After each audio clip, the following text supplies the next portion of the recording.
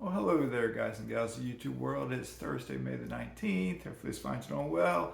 I haven't said this in a while, but be sure you subscribe, like all videos, comment, share. Most importantly, subscribe and comment, please. Comment. Always comment. That'll help the YouTube algorithm. Click the like up, and it helps YouTube algorithm as well. But I get very few comments except for the same people over and over. So please, please, please, please comment. Just say hi. I'll say hi back to you if you do. And I do appreciate all of you that watch this. All 20 or 30 or 40 of you, however many do it anyway. But anyway, I read an article on CNBC, I think it was yesterday.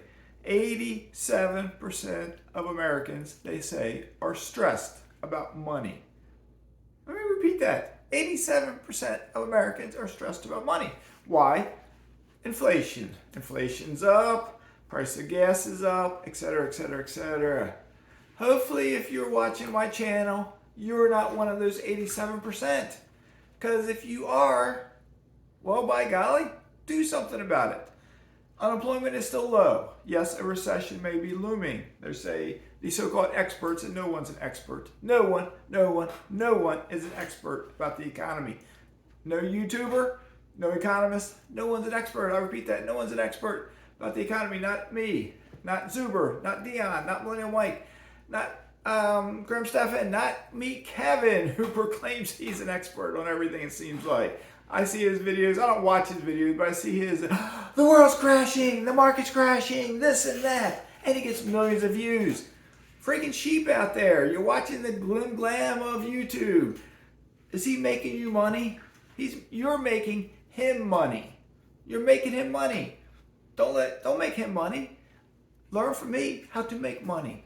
How do you make money? You invest. But first, you work a job. You work a job. If money's tight right now and you're stressed about money, get a side hustle, get a part-time job, get a side gig.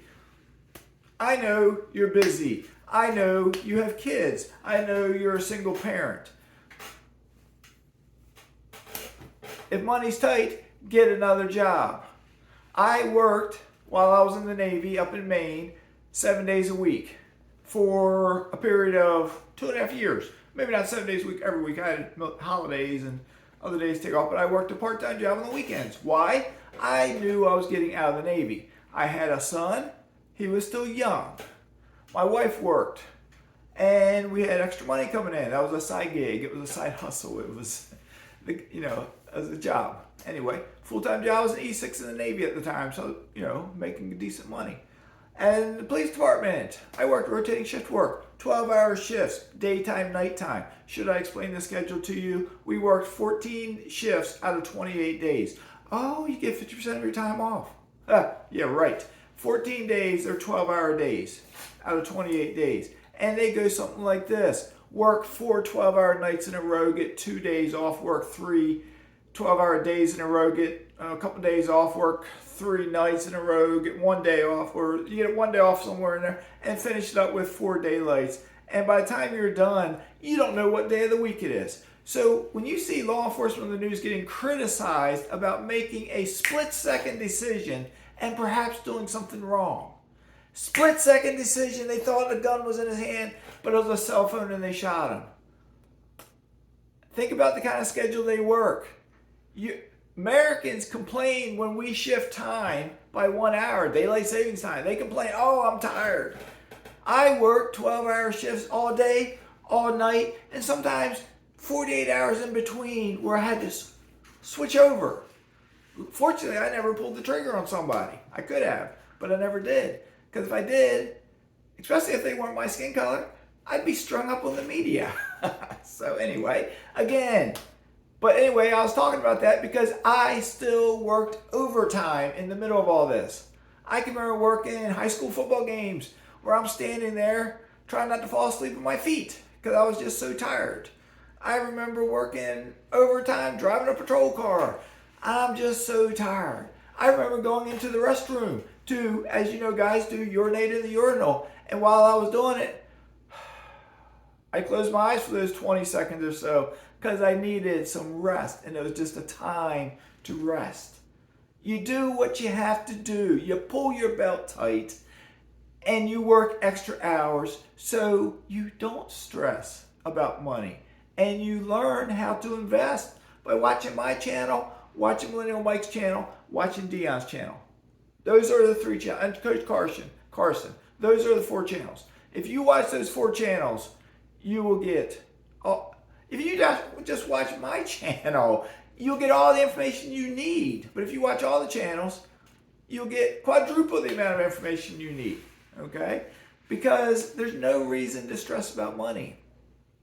You just got to invest.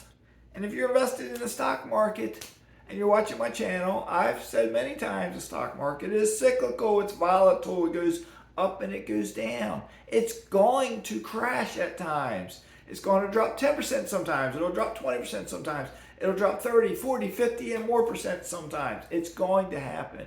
If we go into a recession, which it looks like we are, it's going to, the NASDAQ has dropped, I don't know, 40% maybe. I don't know. I don't follow it daily or anything. I think that's what it's dropped, maybe 30, 40%. You'll see the markets drop. Before the recession is over, you'll normally see them start coming back up. But sometimes they take years to get back up. Other times they shoot back up. You just don't know. No one can predict. Those that do guess and are right, they're the new expert.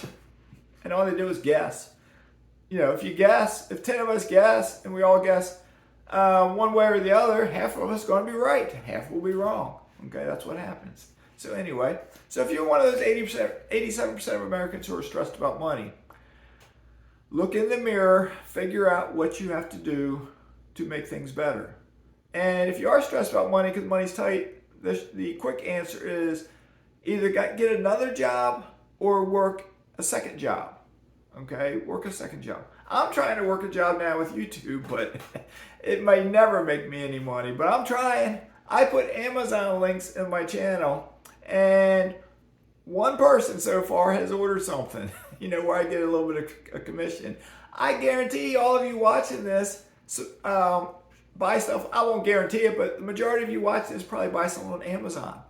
If you click on one of the links in my description, you don't have to buy what I list, but if you buy something else, I should, if it works, get some sort of commission. So I would appreciate it because I'm not getting anything from this channel, and I really don't think I will, ever. So anyway, I'm trying to do what I can do to help society. I talk on these videos because I think it helps me too. Because sometimes I talk out what I'm thinking, and it just helps rehash things up there. And sometimes I make decisions and there's no one to bounce my ideas off of, so I talk to you guys, all right? Because I've talked about a lot of stuff in my videos. I got, I think, 275-ish videos this go around. Prior to that, I had 220, 30 my first go around. So I've covered all things about real estate investing, stock investing, crypto investing, mineral rights investing, oil investing, being frugal, using credit cards to travel for free, etc., etc., etc. I did sign the paperwork today. I did notary at my house twice today. That's why I'm later making this video. I did sign the paperwork to sell one of my Birmingham, Alabama houses. Finally, the buyer should sign it tomorrow, and if everything goes well and my overnight package gets to them, I should get the money that I'm getting in my bank, hopefully tomorrow. It's not a lot. I don't think I'm making anything on this house. I've owned it for, it's what I call my free house, but I've had 2 back-to-back bad tenants. Both tenants cost me money. I completely rehabbed that house when I bought it, and I just spent about the same amount of money rehabbing it again after that last freaking tenant moved out, caused damage in there. All right, that's the horror stories of real estate. It's going to happen. It's going to happen. All right, but that house has been rehabbed. It's a nice house. It's a cute house. I like that house. It's in a good area, good part, in a decent part of Birmingham. So then, so anyway, I think that's a homeowner buying it, which is what it needs. It doesn't need another investor and getting tenants. It needs a homeowner to take care of it. All right.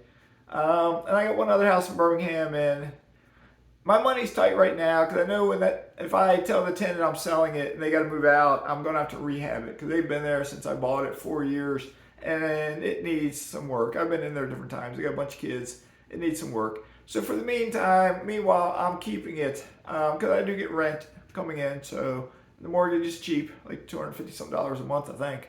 And I think that's what it is, $280 some a month. Yeah, it's a cheap house. But anyway, then that one, I eventually will sell that and just move out of Birmingham. All right. So anyway, so money is, if you're one of the 87% and you're stressing about money, get another job, work overtime, and start investing. If all your investments are in the stock market, yes, it's dropped. Write it out. Don't sell it now at the bottom. Write it out. If you've gotten rental property and say you bought high but you're positively cash flowing, and say in your chosen market the prices are dropping just a bit, that's okay. If you're positively cash flowing, it's okay. You can still pay the mortgage, you still get extra money, it's okay. So if prices do drop, guess what?